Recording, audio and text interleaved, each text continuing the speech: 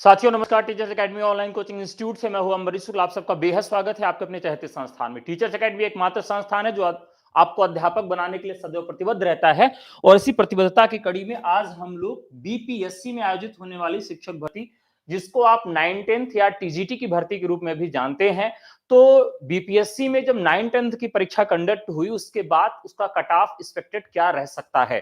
तो साथियों आज इसी पे हम लोग चर्चा करेंगे, इसी पे बात करेंगे। उसके पहले थोड़ा सा जान लेते हैं कि इस प्रश्न पत्र का क्या प्रारूप रहा है, किस तरह का प्रश्न पत्र आया हुआ है, सीटों की संख्या कितनी थी, और TRE-1 यानी कि जो इसके पहले परीक्षा आयोजित करवाई गई थी उसमें हिंदी की कट ऑफ क्या गई थी।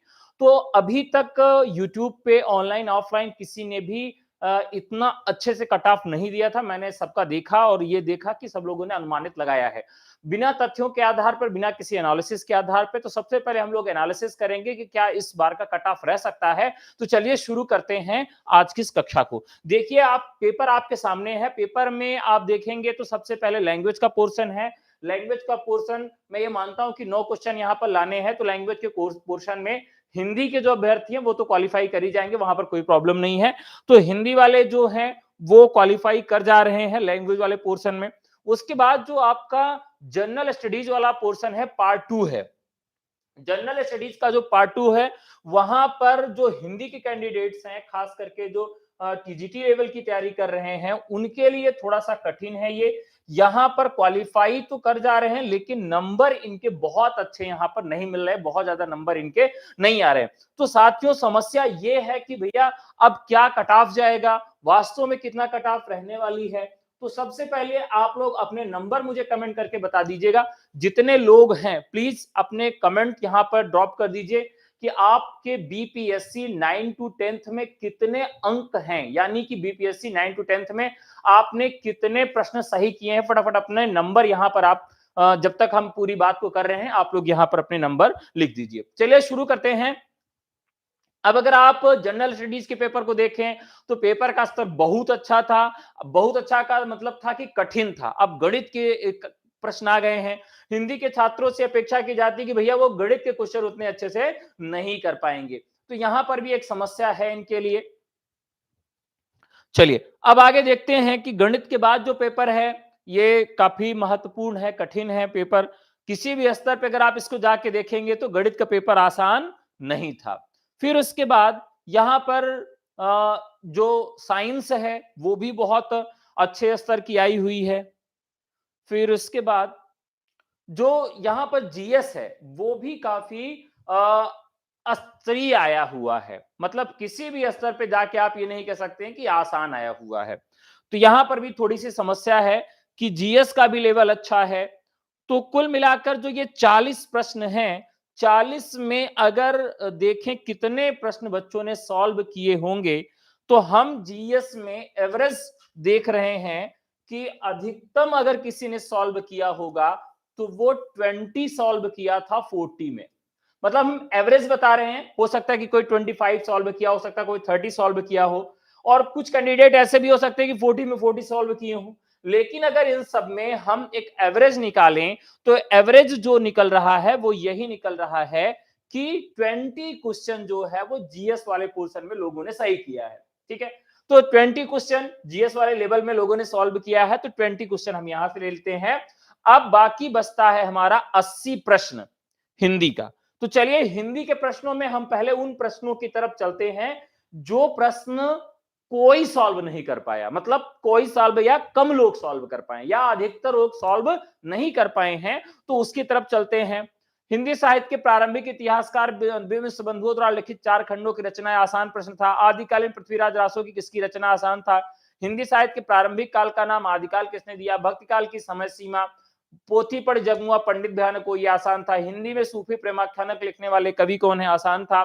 भक्तिकाल किस कवि का नाम पूर्व गोस्वामी लगाया जाता है। गोदान किसकी विधा है। उत्तर मध्यकाल को रीतिकाल की संज्ञा किसने दी। हल्दी घाटी रचनाकार कौन है। निज भाषा उन्नति है। जयशंकर प्रसाद द्वारा रचित नाटक है। यहां तक एक भी प्रश्न कठिन नहीं था। हिंदी साहित्य किस काल को हिंदी साहित्य का स्वर्णयुग कहा जाता है। रामचरितमानस में कितने कांड हैं। सुमित्रानंद पंत आधुनिक काल के किस धारा के कवि हैं। और उसके बाद गद्यांश के प्रश्न। गद्यांश के प्रश्न भी आसान आए थे, तो गद्यांश भी किसी तरीके से कठिन नहीं था। इसमें भी प्रश्नों को गलत होने की संभावना कम है। उसके बाद अगर हम देखें तो यहाँ पर आए निम्नलिखित कवियों लेखकों को इनके साथ सुमेलित करना, चीफ की दावत, लाल पान की बेगम, ईदगाह, उसने कहा था बहुत आसान कहानियां हैं। निम्नलिखित उपन्यासों को सुमेलित करना था, राग दरबारी, आपका बंटी, झूठा सच, जिंदगी नामा, ये भी बेहद आसान प्रश्न है। गणेश में कौन सी संधि है, बहुत आसान है, पराधीन। नीलकमल में समास पूछा था, और सिटीजन का हिंदी परिभाषिक शब्द पूछा था, स्लेबल का व्याकरणिक हिंदी परिभाषिक शब्द, समास में अच्छा अब यहां हम देख लेते हैं, ये इंग्लिश वाला जो प्रश्न है, मान सकता हूं 114 नंबर का प्रश्न बहुत सारे लोगों ने गलत कर दिया होगा। 115 नंबर वाला प्रश्न बहुत सारे लोगों ने गलत कर दिया होगा। वह स्वादिष्ट है, वाक्य में स्वादिष्ट किस वर्ग का शब्द है? तो यहां पर एक प्रश्न ये भी लोगों ने गलत किया, 3 प्रश्न। आगे बढ़ते हैं, ऊंट के मुंह में जीरा का कोई मतलब नहीं है, मतलब होता तो मतलब बहुत है, लेकिन आपके लिए आसान था। ठीक है, रिक्त वाक्य की पूर्ति करनी है, ये भी बहुत आसान था। वाक्य प्रारंभ में जैसे प्रारंभ में वैसे का प्रयोग किया होगा तो वाक्य की रचना होगी। मारा गया हाय वह शुद्ध कीजिए, संख्या में 11 बजे बच्चे दौड़ रहे हैं, आज रविवार का दिन है। तो यहां पर भी कोई इस तरह से प्रश्न नहीं मिल रहा है जिसको हम ये कह सके बहुत कठिन है।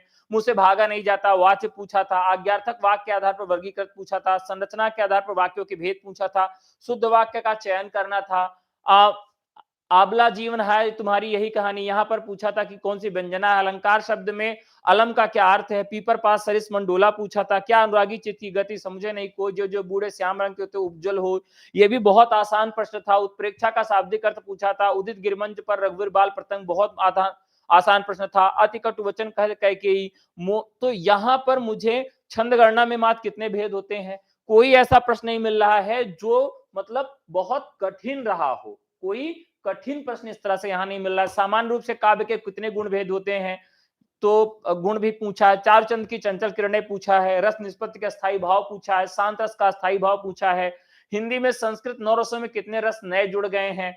तो यहां पर अब आप हम लोग एनालिसिस पर चलते हैं कि भैया वास्तव में क्या स्थिति रहने वाली है। अब हमको इसमें मतलब एवरेज हम पहले देखेंगे कि कितने प्रश्न ऐसे हम लोगों को मिले हैं एवरेज, जो हम ये बहुत कॉन्फिडेंस से कह सकते हैं कि भैया ये कठिन था। तो चलिए देख लेते हैं कि कितने ऐसे प्रश्न मिले हैं जो कठिन थे। चलिए सबसे पहले हम जीएस पर चलते हैं, कहां चलते हैं, जनरल स्टडीज पे चलते हैं। तो वहां पर मैंने आपको गणित का पेपर दिखाया, जनरल स्टडीज में दिखाया, बहुत अच्छा पेपर, स्तरीय पेपर था। तो मैंने ये बताया कि मतलब लगभग लोगों ने 20 सही किया है। अगर 20 से कम किसी का जीएस पेपर 1 में सही है तो फिर आप फाइट में नहीं हैं, या तो आप सब्जेक्ट में बहुत अच्छा कर लें। तो 20 क्वेश्चन तो आपको यहां से गेन ही करना होगा, कोई रास्ता नहीं है। दूसरा हम यहां चलते हैं, ये तो आपका क्या हो गया, सब्जेक्ट सॉरी पेपर 1 हो गया। अब सब्जेक्ट की बात कर लें तो सब्जेक्ट आपका 80 प्रश्न था। 80 प्रश्न में मैंने आपको दिखाया कि एवरेज 5 प्रश्न ही ऐसे हैं जो आप गलत कर सकते हैं। इसके अलावा अगर आप गलत कर रहे हैं तो आप नीचे जा रहे हैं। फिर भी मैं यहां पर 10 प्रश्न घटाता हूं क्योंकि आंसर की और 2-3 प्रश्न तो ऐसे होते हैं परीक्षा में जो आपको आते हुए आपसे गलत हो ही जाते हैं। तो 5 प्रश्न यहां पर मैं और आपको कम कर देता हूं, 5 और 5 10 प्रश्न हो गए। प्रश्नों की संख्या कितनी पहुंच गई, 70 प्रश्न पहुंच गया। 70 और 20 यानी कि 90 प्रश्न यहां पर आपके होने चाहिए। अगर आप एक अच्छे कैंडिडेट हैं तो आपके 90 प्रश्न होने चाहिए, और 90 भी बहुत ज्यादा नहीं है। अगर यही परीक्षा यूपी में होती, उत्तर प्रदेश में होती, तो मैं आपको बता दूं कि कितने अंक लोग लाते। जो आप देख रहे हैं ना 80 प्रश्न, 80 प्रश्न उत्तर प्रदेश में टीजीटी की तैयारी करने वाले जो छात्र हैं, पीजीटी की तैयारी करने वाले जो छात्र हैं, वो 80 में कितना सही करते, 80 सही करते। क्योंकि इसमें एक भी प्रश्न ऐसा है ही नहीं है कि जो गलत हो। अगर आप 2021 के पहले का कट ऑफ उत्तर प्रदेश में टीजीटी पीजीटी का देखें तो 125 में 122 123 पर भी चयन नहीं होता था, कई बार 124 कट ऑफ जाती थी इंटरव्यू को लेकर। यानी कि इतना स्तरीय पेपर होने के बावजूद भी तो पेपर बेहद आसान आ गया था। हिंदी वाला, जीएस वाला पेपर कठिन था। इसकी वजह से अब कट ऑफ इसकी हाई रहेगी, कम जाने की संभावना बेहद कम है। अब लेकिन एक बड़ा प्रश्न यह है कि क्या उत्तर प्रदेश के या अन्य राज्यों के लोग भी फॉर्म डालने गए थे, परीक्षा दिए थे कि नहीं दिए थे। यहां पर बहुत सारे मेरे भाई ये कह रहे हैं कि पिछली बार लगभग 5400 सीट थी। कितनी सीट थी, 5400 सीट थी। और कट ऑफ कितनी गई थी मेरे भाई, 5400 सीट में कट ऑफ कितनी गई थी, तो कट ऑफ गई थी कितनी, 55। अब मेरे भाई आप ये बताइए कि 5400 सीट में 55 कट ऑफ गई थी, क्यों? क्योंकि कैंडिडेट ही नहीं मिले थे, कैंडिडेट ही नहीं मिले, जिसकी वजह से ये सबसे कम कट ऑफ गई थी। अब कट ऑफ इतनी कम जाने का कारण आप जान गए, क्योंकि एस्टेट की परीक्षा हुई नहीं थी, कट ऑफ बहुत कम गई इस वजह से। इस बार कट ऑफ हाई जाएगी, उसके पीछे का एक कारण है कि बहुत सारे लोगों ने फॉर्म भरा था, यूपी के बहुत सारे लोगों ने फॉर्म भरा था, अदर स्टेट के लोगों ने फॉर्म भरा था, और बिहार के भी ज्यादातर छात्रों ने एसएट की परीक्षा दी थी, क्वालिफाई करके उन्होंने फॉर्म भरा था। तो इतनी तो कट ऑफ नहीं जानी है, इसको तो आप भूल जाइए, ठीक है। अब यहां पर देखते हैं कि क्या स्थिति है। देखिए बहुत सारे लोग हैं, जैसे आप बता रहे हैं कि 63 मेरा सही है, कोई 120 83 में सही है, 120 में 83 सही है, 65 सही है, 83 सही है, सर मेरा 75 सही है, 90 सही है। इस तरह से आप देखिए तो आपके ही बीच के लोगों ने इतना सही किया है। अब देखते हैं कि यहां पर क्या एक्सपेक्टेड कट ऑफ रह सकती है। तो एक तो आप जान गए कि जो जो टॉपर स्टूडेंट होगा, जो बहुत अच्छा छात्र होगा, उसकी कट ऑफ कितनी रहेगी मेरे भाई? उसकी कट ऑफ लगभग 90 रहेगी। कितनी रहेगी? लगभग 90 रहेगी हाईएस्ट कट ऑफ। तो टॉपर जो होंगे, टॉप पे जो होंगे, उनकी कट ऑफ कितनी होगी? 90 प्रश्न सही होगी। यानी कि अब किसी भी हाल में कट ऑफ जो है वो 90 से ज्यादा नहीं जाएगी। ध्यान रखिएगा, किसी भी हाल में कट ऑफ 90 से ज्यादा नहीं जाएगी। लेकिन जो सबसे ज्यादा स्टूडेंट जिस नंबर पे होते हैं, वो भी कट ऑफ नहीं जाती। जिस पे सबसे अधिक स्टूडेंट होते हैं, वो भी कट ऑफ नहीं जाती। मतलब अगर आप एक सर्वे कर लीजिए, उसमें देखिए कि अगर 60 पे 65 पे सबसे ज्यादा स्टूडेंट मिले तो कट ऑफ नहीं जाएगी। जिस पे स्टूडेंट कम मिलते हैं, कट ऑफ उसी पे जाती है। ठीक है, तो चलिए देखते हैं। इस बार सीटों की संख्या लगभग 4800 है। 4800 सीटें इस बार हैं, यानी कि पिछली बार से सीटों की संख्या कम है। फॉर्म इस बार ज्यादा लोगों ने अप्लाई किया था, और एस्टेट की परीक्षा भी ज्यादा लोगों ने क्वालिफाई किया था। तो ये तो मामला आप समझ गए कि 4800 सीटें हैं। अब यहां पर क्या कट ऑफ रहेगी? तो सबसे पहले हम कट ऑफ पर चलेंगे जनरल कैंडिडेट्स के ऊपर, यानी कि यूआर कैंडिडेट्स के ऊपर। तो हम बात करेंगे यहां पर यूआर कैंडिडेट की। ठीक है, यूआर कैंडिडेट की जो कट ऑफ रहने वाली है वो कितनी रहेगी? तो देखिए भैया, 55 रहेगी नहीं पिछली बार वाली, 90 सबसे हाईएस्ट है वो रहेगी नहीं। अब कट ऑफ कितनी रहने वाली है? तो जो एवरेज स्टूडेंट हैं, वो हिंदी में 80 में 60 सही किए होंगे, मतलब 60 से कम तक को कोई चांस ही नहीं है। ठीक है, और अगर आप यहां पर लगभग 15 क्वेश्चन नहीं, 15 से कम किए हैं जीएस में, तब भी कोई चांस नहीं है। तो 60 10 70 5 75, यानी कि 75 क्वेश्चन आपका अगर इससे कम है, तो भैया बहुत कम चांस बनेगा, बहुत कम चांस बनेगा चयन का। देखिए मैं कट ऑफ ज्यादा बता रहा हूं, बहुत सारे लोग कहेंगे कि आप बहुत ज्यादा बता रहे हैं, इतना ज्यादा नहीं जाएगी, लेकिन इसी के इर्द गिर्द आपकी कट ऑफ रहेगी। तो मैं यूआर की एक कट ऑफ बता देता हूं कि आपकी जो कट ऑफ रहेगी लगभग 70 से शुरू होके, मतलब 70 से नीचे नहीं जानी है, और 80 तक जाएगी। ठीक है, तो 70 से 80 के करीब में आपकी कट ऑफ रहेगी, मतलब न्यूनतम 70 और अधिकतम 80 कट ऑफ रहेगी। और अगर 80 से प्लस यानी कि 85 किसी का है, 85 किसी का है, तो धूमधाम से शादी विवाह की तैयारी अपना कर ले, क्योंकि आपको नौकरी मिलने वाली है। ठीक है, अगर किसी का 85 से प्लस है, तो 100% आप श्योर हो जाइए कि आपका चयन निश्चित है, आपको कोई नहीं रोक सकता। ठीक है, तो ये 70 से 80 वाले, 70 वाले भी अपने को कंपटीशन में रखेंगे, 80 वाले भी रखेंगे, और 85 प्लस किसी का है तो वो तैयारी कर लें कि आपका चयन हो गया है। ठीक है, अब बात कर लेते हैं यूआरएफ की। यूआरएफ क्या है? अनरिजर्व्ड फीमेल कैंडिडेट्स की बात कर लें, तो यहां पर काफी कम कट ऑफ रहने वाली है। यहां पर आपकी 65 से 75 तक कट ऑफ रह सकती है यूआरएफ की हिंदी में। ईडब्ल्यूएस की बात कर लेते हैं, मैं थोड़ी कट ऑफ ज्यादा बता रहा हूं, लेकिन कट ऑफ इतनी ही जाएगी, आप देख लीजिएगा। यहां पर बात कर लेते हैं ईडब्ल्यूएस की। तो ईडब्ल्यूएस की जो कट ऑफ रहेगी, यहां पर अगर किसी का 80 प्लस है, तो वो एकदम एकदम श्योर हो जाए यूआरएफ में, उसका 100% चयन हो गया है। ईडब्ल्यूएस की बात कर लें, तो ईडब्ल्यूएस में लगभग 10 क्वेश्चन नीचे जाएगी, तो ये यूआरएफ और ईडब्ल्यूएस की लगभग उसी तरीके से रहेगी। तो यहां पर भी आप देखेंगे, यहां पर भी लगभग 65 से 75 तक रहेगी। और यहां पर भी ईडब्ल्यूएस जनरल कैंडिडेट अगर कोई 80 प्रश्न है तो उसका भी क्या है, एकदम श्योर सिलेक्शन मान लीजिए कि उसका चयन कोई नहीं रोक सकता है।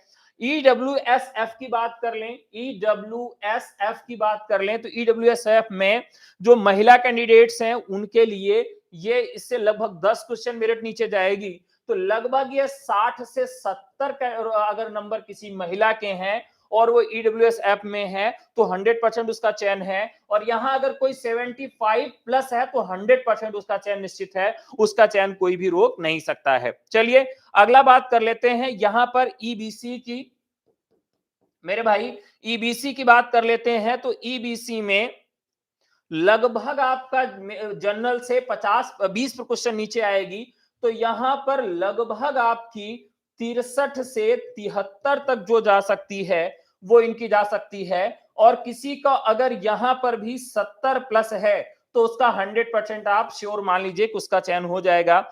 ईबीसी एफ की बात कर लेते हैं, ईबीसी एफ की बात कर लेते हैं। तो यहां पर भी लगभग आपका 60 से 65 रह सकती है। और अगर किसी का 65 प्लस है तो 100% वो चयन मान ले अपना कि उसका चयन हो चुका है ईबीसी एफ में। बीसी की बात कर लें, बीसी की बात कर लें तो बीसी में बहुत बड़ा अंतर देखने के लिए नहीं मिलेगा। यहां पर जो 60 से 65 रह सकती है और यहां पर 65 रह सकती है, मतलब अगर किसी का 65 प्लस है तो बीसी में 100% उसका चयन हो जाएगा। ठीक है, एससी की बात कर लेते हैं, एससी की बात कर लेते हैं। तो यहां पर एससी में अगर कोई 55 से 60 है तो 100% चयन है। और 60 से प्लस अगर किसी का है तो नौकरी की तैयारी कर ले भैया, आपको नौकरी मिल गई है। एससीएफ की बात कर लें, एससीएफ की बात कर लें तो एससीएफ में आपको जो कट ऑफ रहने वाली है वो 50 से 55 रहने वाली है। अगर कोई 55 से प्लस है एससीएफ में तो वो भी अपने नौकरी की तैयारी कर ले, धूमधाम से आपकी नौकरी लग चुकी है। बात कर लेते हैं एसटी कैंडिडेट्स की, एससी कैंडिडेट की। तो एसटी कैंडिडेट अगर आप 50 से 55 में है मेरे भाई तो आप भी तैयारी कर लीजिए अपने चयन की, तो आपका भी चयन हो गया है। 55 या 55 से प्लस कोई है एसटी कैंडिडेट तो 100% उसकी नौकरी लग गई है। एसटीएफ की बात कर लें, एसटीएफ की बात कर लें तो यहां पर अगर कोई अगर 50 प्रश्न अगर सही कर लिया है तो 100% उसका चयन हो जाएगा, एक दो नीचे भी आ सकता है। तो ये लगभग आपका है।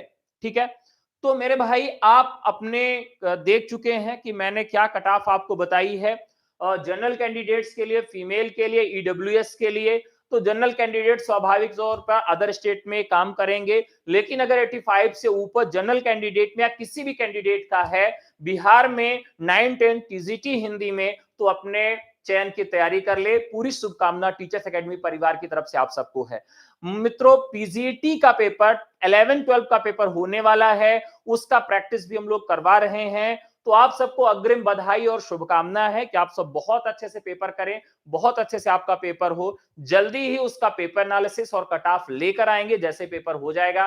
तो साथियों आज के लिए इतना ही। अगर आप उत्तर प्रदेश में UP TGT, PGT, LT grade, GIC प्रक्रिया और यूजीसी की तैयारी कर रहे हैं, मध्य प्रदेश में असिस्टेंट प्रोफेसर, उत्तर प्रदेश में असिस्टेंट प्रोफेसर की तैयारी कर रहे हैं, तो टीचर्स एकेडमी आपके लिए लाया है तर्कस बैच। तर्कस बैच में प्रवेश लेने के लिए आपको केवल व्हाट्सएप करना है। हमारा नंबर है 9628959237, इसी नंबर पर करना है आपको व्हाट्सएप। अगर आप ईएमआरएस की तैयारी कर रहे हैं तो ईएमआरएस में आपको टेस्ट सीरीज दिया जा रहा है, टीजीटी और पीजीटी में अलग अलग, और जीएस का फ्री क्विज आपको दिया जा रहा है। अगर ये सब आप लेना चाहते हैं तो हमें व्हाट्सएप कर सकते हैं 9628959237 पर। अब ईएमआरएस में लग जाओ और प्रैक्टिस शुरू कर दो, क्योंकि अब उसी एग्जाम की बारी है। ठीक है, तो चलिए आज के लिए इतना ही। आप सब और किस विषय पे कट ऑफ चाहते हैं, आपकी कट ऑफ कितनी है, आपने कितने अंक अर्जित किए हैं, कमेंट बॉक्स में जरूर बताइएगा। बीपीएससी 6 to 8 लैंग्वेज हिंदी का कट ऑफ भी मैंने कल जारी कर दिया है, यूट्यूब पर आपको टीचर्स एकेडमी के प्लेलिस्ट में मिल जाएगा, वो भी आप सब जाके देख सकते हैं। तो साथियों आज के लिए इतना ही, बहुत बहुत धन्यवाद, नमस्कार, जय हिंद, शुभ दिन।